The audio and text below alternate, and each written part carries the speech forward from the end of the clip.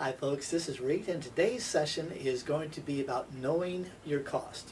And you're going to say, Reed, why do we need to know all the closing cost, all the holding cost, the repair cost? Why do we need to know that? My brother's an accountant.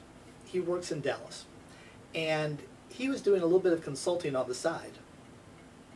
And he had this one company that came up to him, and they wanted him to be their accountant.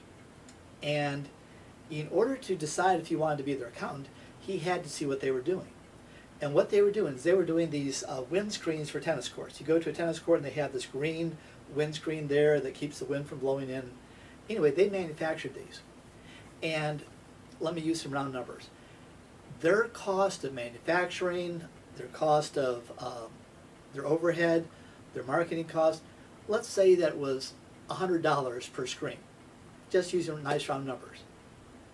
They were selling these at $80, but they were making up for it in volume. And they couldn't imagine why they were losing money. So we're like, you have to know your cost.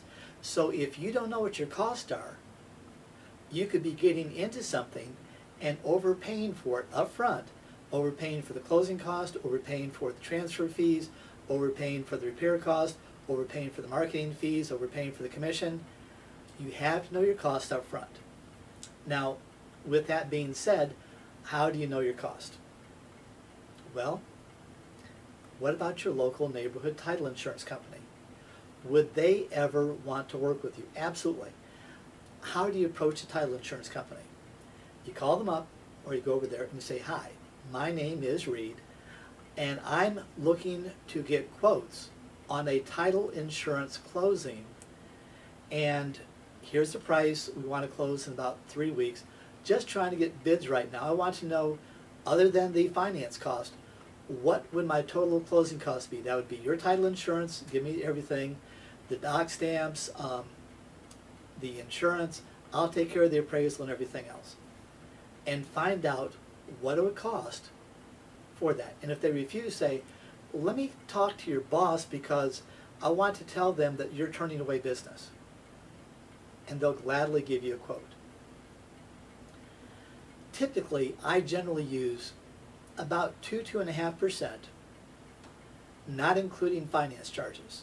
So it's a $100,000 property, include about $2,000, $2,500 for the closing cost, not including your finance cost. Now, that does not include your real estate commission, that does not include your repair cost, but your transfer fees are going to be about 2–2.5%. That is for Florida. You want to check it out in your area because there are some places that are more expensive than that. New York State is very expensive.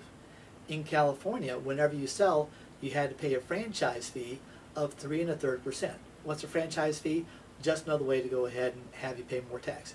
3 1/3% of the sales price paid by the seller at closing. If it's a installment sale, the 3 1/3% can be paid in installments. But you want to know what your costs are. What about your marketing cost?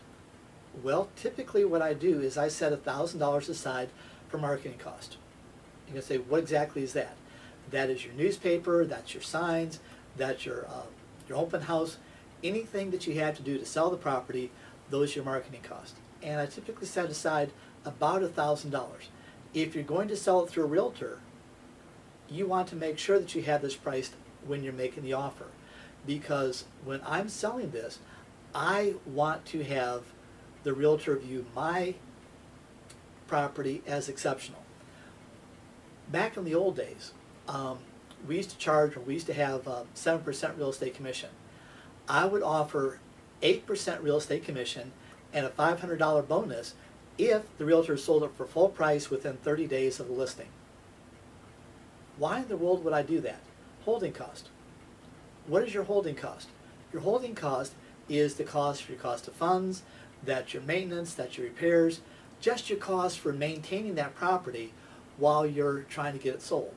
And so if your holding cost is 1.5% of the purchase price per month, roughly speaking, doesn't it make sense to keep that out there as few months as possible? So I would gladly give 1 or 1.5% if it's sold within bonus, if it's sold within 30 days. What did that do? If the typical real estate commission is 6% or 7%, I'm offering 8%, and I make sure that everybody knows that, and I give a $500 bonus on top of that. My realtor had better mention that in their ad to the other realtors. Because this is something that, hey, you want to get some money real quick? Boom, here's an extra little bit. It's not a lot of money, but if I have it built in to my figures, what I've just done is I've shortened my holding time. Repair cost. If you're going to be doing lease option properties, you're not going to be doing any repairs. If you're going to be doing repairs and doing lease options, you're a fool. But if you're going to be doing repairs and selling the properties, here's the question you want to ask. How much repairs do I want to do? I had this one client that they love to do repairs. And they bought this property, and he was working on this property 7 days a week, 12 hours a day, on Sundays, 14 hours a day the rest of the days. And they worked on this for, what, 6 months? When they finally got done, they made $30,000 profit.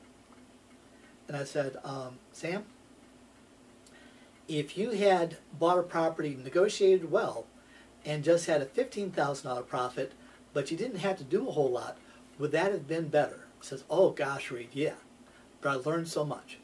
You can have one of these as a learning experience if you can afford it. I don't want to do that much work. I've done it before. I popped the top off a roof, gotten the, had to go ahead and be the individual contractor for this, put in electric, put in the air conditioning, done the whole thing in totally rehabbing house. I don't want to do that again. I will paint, I'll do carpet. That's about it. Mow the yard, but I don't want to do a whole lot more than that. If you can't get a property done in less than a week, you're spending too much time on the property. You might not want to go after these. Now, if you're one of those people that says, I want to go after the properties that are really in rough shape, more power to you. I'd rather negotiate than demonstrate my hammering abilities. And so we've talked about your transfer costs when you buy. You want to make sure what those are. Go to your title insurance company.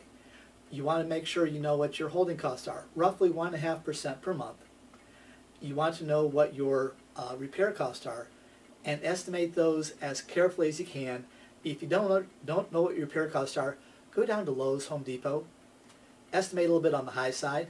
If you're going to be doing the labor yourself, get the materials and give yourself about 30 to 40% extra materials in your estimating cost, and then do this so you don't spend that much. But you're probably going to go over when you first start doing this. And over time, you'll develop some, you'll have some more materials in inventory, and you won't be wasting so much.